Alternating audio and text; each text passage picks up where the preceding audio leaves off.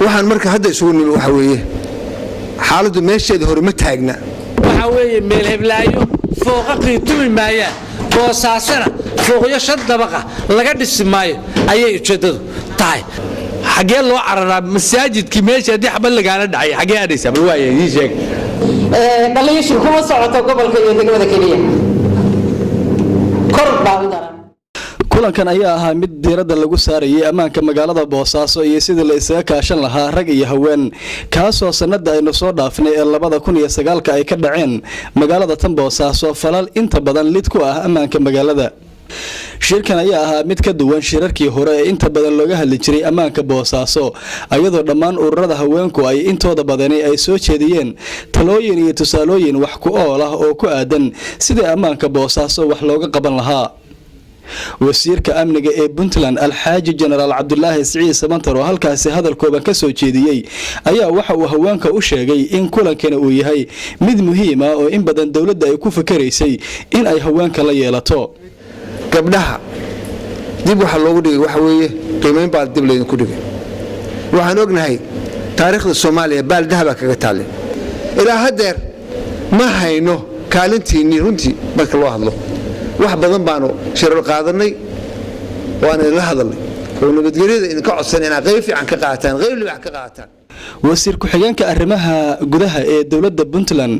General Yusuf Ahmed Khayr oo isaguna halkaasi hadal kooban ka soo jeediyay ayaa sheegay in loo baahan yahay sidii kooxaha khalkhalka wada la isaga celin lahaa balse iyagu ay doonayaan in guryaha lagu xiroodo maantay waxa ina la soo dirsay waxaynaan arki jirin Soomaaliya laga aqoon arigeenu iyo dadkeenu u baran nin naftiisa halagaaya nin dadkiisa miina ku qarxinaya nin meel walba burburinaya nin kuwii masaajidka ku jiray xabad la dhacaya war xagee waslaan sheeganaya waa dhibaato weyn way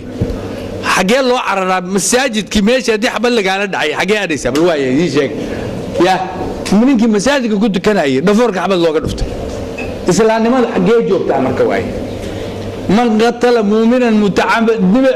muta'ammidan fajazaa'uhu jahannam ilayhi khalidan abada bal ilaahi ibn idinku dhaariyay aayada ilaahigay uu ka soo daliliyay nafta xurmadeeda ya iyo bani aadanka meeshu ka fadilay oo yiri nafta bani aadanka yaani waxa uu qaalisan weeye naftu moogta oo ilaahay xarimay in la dilo oo lagu talaabsado ninka u bareeray oo xabada ku dhufanaya dibka ay u keenayso mujtamaca ya waad garan ka dhaan xasilooni daro warwar waxay rabaan inay inta ina kaga adkaadaan inuu guriyaha ku ururo oo nin walba cararo ma cararayna mise iska celinayna hada ii sheegade ma cararayna mise iska celinayna inaynu iska celinayno waxa weeye waxa laga rabaa nin walba inuu u guntado wuxuu arko ilaa saldhigii idinka ah meelaha lagu hooyanayo la yiraahdo war muxuu wadaa kano gudoomiyaha haweenka gobolka Bari Maryan Guduudo oo ku hadlaysa magaca haweenka gobolka Bari ayaa sheegtay in dumarka laga heli karo haween firfircoon oo ka qayb qaadan kara ammaanka sugidda Boosaaso isla markaasina dhammaan haweenku ay diyaar u yihiin in ay ka qayb qaataan nakasbada diyaar baan u idinahay lacagna siiya ma aha laakiin system baa jira mara systemka ururadu leeyahay bulshada kasbada heer gobol heer xaafadeed talada sidii loo wada shaqayn lahaa gabagabadii kulankaasi looga hadlayay ammaanka Boosaaso ayaa waxa soo xiray madaxweyne ku-xigeenka dawladda Puntland Alxaaji General Cabdisamed Cali Shire oo isagu ka hadlay in loo baahan yahay si wada jir ah sidii ammaanka loo sugi lahaa iyo dadnimadeen ayaa ma taqaanaa lacaaya saas darteed waxa loo baahan yahay